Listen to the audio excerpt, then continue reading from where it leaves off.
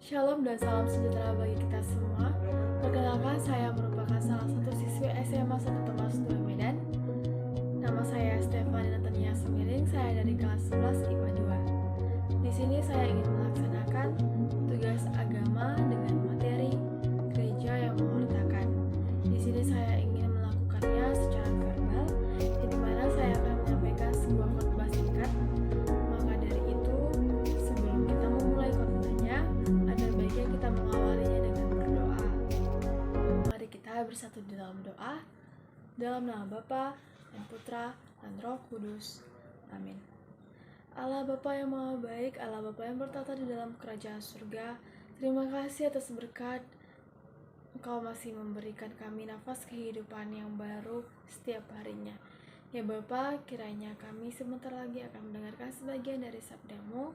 Berfirmanlah Bapa, Engkau bukalah hati dan pikiran kami, agar kami dapat mau mengerti apa isi dari pesan-Mu yang ingin Kau sampaikan pada saat ini. Ya Bapa, kiranya juga Kau berilah kami ketenangan, agar kami dapat mendengarkannya dengan baik. Ya Bapa, nyanyilah doa anak-Mu, dalam nama Tuhan Yesus kami mengucap syukur. Amin. Dalam nama Bapa dan Putra dan Roh Kudus. Amin. Saudara-saudari sekalian, di sini saya mengambil sebuah perikop dari Injil Matius 5 ayat 13 sampai dengan ayat 16. Beginilah bunyinya. Garam dunia dan terang dunia. Kamu adalah garam dunia.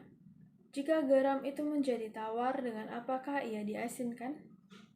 Tidak ada lagi gunanya selain dibuang dan diinjak orang.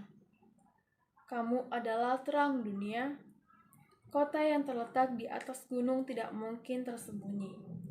Lagi pula, orang tidak menyalakan pelita lalu meletakkannya di bawah gantang, melainkan di atas kaki dian sehingga menerangi semua orang di dalam rumah itu.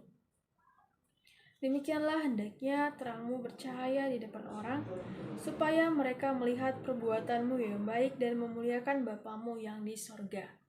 Demikianlah sabda Allah, terpujilah Kristus. Saudara-saudari sekalian, kita dapat lihat kembali pada nats kita pada ayat yang ke-13, ayat pertama. Beginilah bunyinya. Kamu adalah garam dunia. Jika garam itu menjadi tawar, dengan apakah ia diasinkan? Tidak ada lagi gunanya selain dibuang dan diinjak orang. Saudara-saudari sekalian yang dikasihi oleh Allah, saya sangat yakin bahwa kita semua pasti sering mendengar bahkan tahu apa itu garam. Karena saya pribadi pun, saat saya ingin makan sesuatu atau menyicipi sebuah makanan, pasti ada saja rasa asin yang terasa di lidah kita, bukan? Nah, itulah yang namanya garam. Garam itu berguna untuk memberi rasa, untuk menjadi pengawet, dan tanpa garam, makanan tersebut akan terasa hambar. Saya sangat yakin bahwa kita semua tidak suka dengan makanan yang hambar, bukan? Karena saya pribadi pun tidak suka dengan makanan yang hambar. Sama halnya dengan kita sebagai orang Kristen, sebagai orang Kristiani, harus menjadi pembawa cita rasa ke dalam hidup ini, ke dalam dunia ini. Dengan apa? Dengan keberanian, dengan harapan, keceriaan, dan kebaikan yang membawa rasa baru ke dalam hidup yang hambar ini. Tidak hanya dalam hidup maupun juga ke dalam dunia yang hambar ini. Selanjutnya kita lihat pada ayat yang kedua, yang ketiga, yaitu ayat 14 dan 15, yang bagaimana beginilah bunyinya. Kamu adalah terang dunia. Kota yang terletak di atas gunung tidak mungkin tersembunyi. Lagi pula orang tidak menyalakan pelita lalu meletakkannya di bawah gantang, melainkan di atas kaki dian sehingga menerangi semua orang di dalam rumah itu. Sangat menakjubkan, bukan? Hanya dengan sejumput garam kita masukkan ke dalam makanan tadi dapat menciptakan cita rasa yang sangat nikmat. Ada rasa gurih dalam makanan tersebut. Namun jika garam itu kita masukkan berlebihan ataupun sangat terlalu banyak, maka makanan itu tidak terasa enak lagi. Kita tidak dapat menikmati kegurihannya lagi. Atau bahkan kita tidak layak lagi untuk memakan makanan tersebut, bukan? Sama halnya dengan kita. Kita orang Kristiani harus mampu bertingkah laku atau berbuat dan bertindak sesuai dengan perintah Allah. Agar apa? Agar kita dapat menjadi terang bagi dunia ini, ataupun juga kita dapat menjadi terang bagi kehidupan kita sehari-hari dengan orang yang ada di sekitar kita, di lingkungan kita. Dan janganlah kita berlebihan ataupun bersikap akan sesuatu yang tidak baik. Kalau tidak, kita akan sama seperti garam yang berlebihan tadi. Tidak ada gunanya karena akan dibuang pada akhirnya dan ujung-ujungnya akan menjadi sebuah sampah. Jadi, saudara-saudari sekalian yang dikasihi oleh Allah, ketika kita menempatkan diri kita sebagai sebuah garam tadi, yang tidak memiliki rasa gurih lagi karena berlebihannya rasa garam tadi, maka sama saja tidak bermanfaat lagi, bukan, untuk dimakan, sehingga akan dibuang dan akan menjadi sebuah sampah. Artinya, kita sebagai orang Kristiani tidak memenuhi tujuannya sebagai seorang Kristen, maka dia sedang menuju bencana. Maka kita ada di posisi menuju bencana. Saya yakin bahwa saudara-saudari sekalian tidak bermanfaat bagi orang yang ada di sekitar kita, bagi teman-teman kita, bagi saudara-saudari kita, bagi orang tua kita, ataupun bagi orang yang ada di lingkungan sekitar kita. Tidak inginkan kita hidup di dalam bencana, karena saya pribadi tidak ingin bahwa hidup saya ini tidak bermanfaat bagi orang yang ada di sekitar kita.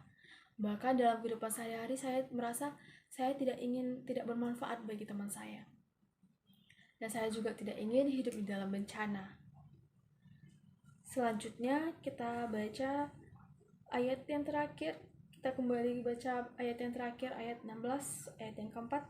Demikianlah hendaknya terangmu bercahaya di depan orang, supaya mereka melihat perbuatanmu yang baik dan memuliakan Bapamu yang di sorga.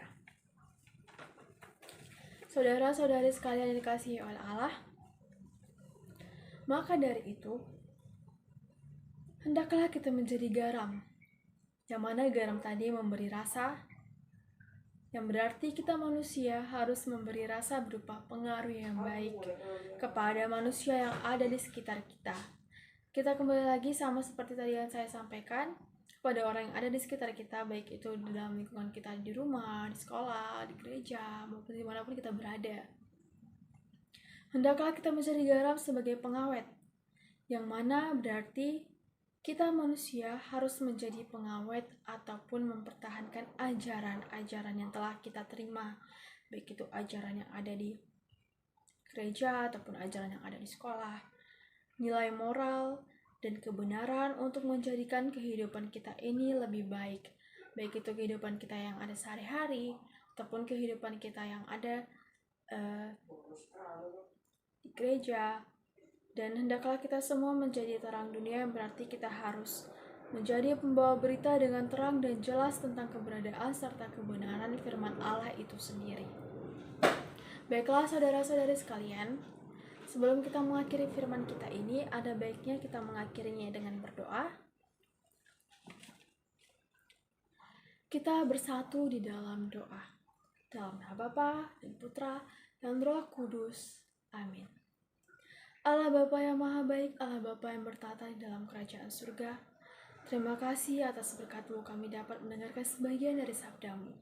Ya Bapa, kiranya apa yang telah kami dengarkan agar dapat kami pedomkan dalam kehidupan kami, dapat kami terima, dapat kami jalankan dalam kehidupan kami, agar kami dapat menjadi terang bagi dunia ini, ataupun juga kami dapat menjadi terang bagi kehidupan kami, orang-orang yang ada di sekitar kami.